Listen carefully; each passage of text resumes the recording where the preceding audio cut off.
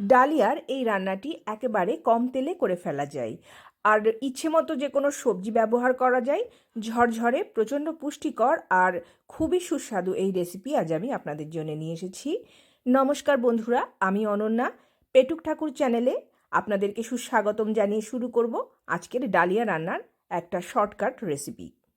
ইউটিউবে সম্ভবত ডালিয়ার এরকম কোনো রেসিপি নেই, তবে এটা কিন্তু ডালিয়ার উপমা থেকে একেবারেই খেতে আলাদা, খুব সুস্বাদু। চলুন দেখে নেওয়া যাক কীভাবে আমি এই ডালিয়া রান্না করেছি।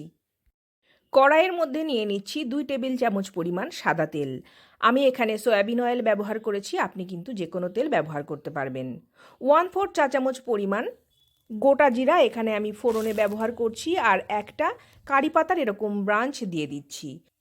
নাড়াচাড়া করে ফোড়নটা খুব ভালো করে হতে দেব, আর ফোড়ন হয়ে গেলে দিয়ে দেব 1 কাপ পরিমাণ ডালিয়া।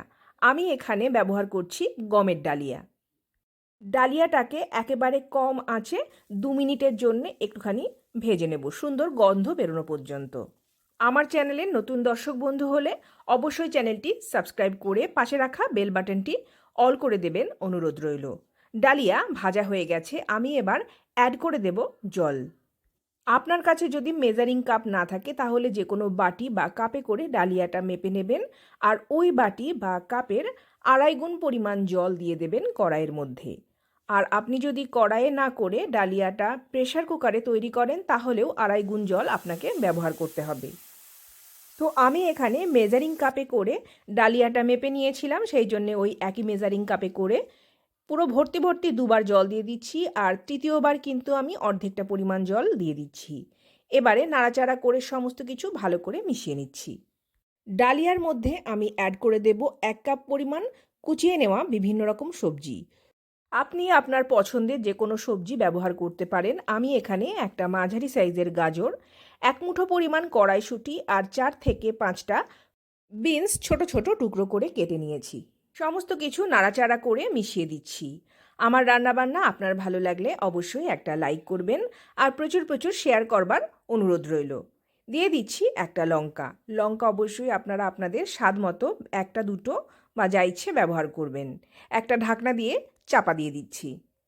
গ্যাসের আঁচটাকে আমি মাঝারি করে দিয়েছি, আর লবণ দিতে ভুলে গেছি বলে ঢাকনাটা খুলে 1 চা চামচ পরিমাণ লবণ আমি এখানে অ্যাড করে দিচ্ছি। লবণ আপনারা আপনাদের স্বাদ মতো ব্যবহার করবেন।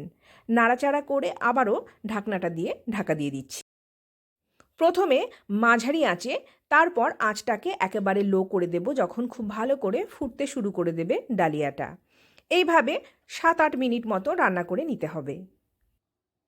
মিনিট 7 পর আমি ঢাকনাটা খুলে দেখে নিচ্ছি ডালিয়াগুলো ভালো করে সেদ্ধ হয়েছে কিনা, আর নিচের দিক থেকে তলাটা লেগে যাচ্ছে কিনা।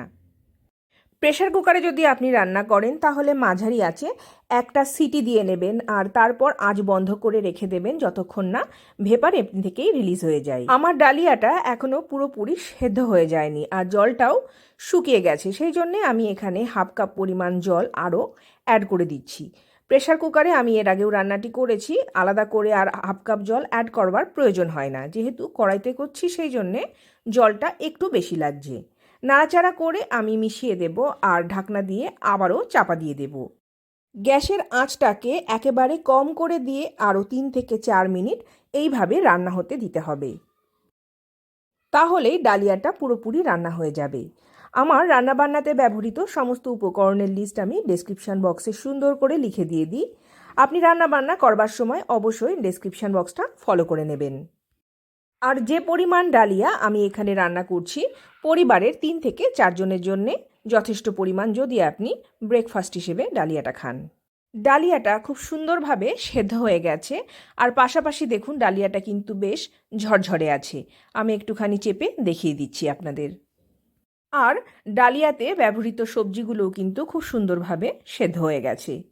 এবারে আমি 1/4 কাপ পরিমাণ ধনেপাতা কুচি অ্যাড করে দেব ডালিয়ার সাথে, আর একটা লঙ্কা কুচিও আমি এখানে দিয়ে দিচ্ছি। লঙ্কাটা পাকা লঙ্কা, আপনি কাঁচা পাকা যা ইচ্ছে ব্যবহার করতে পারেন লঙ্কাটা।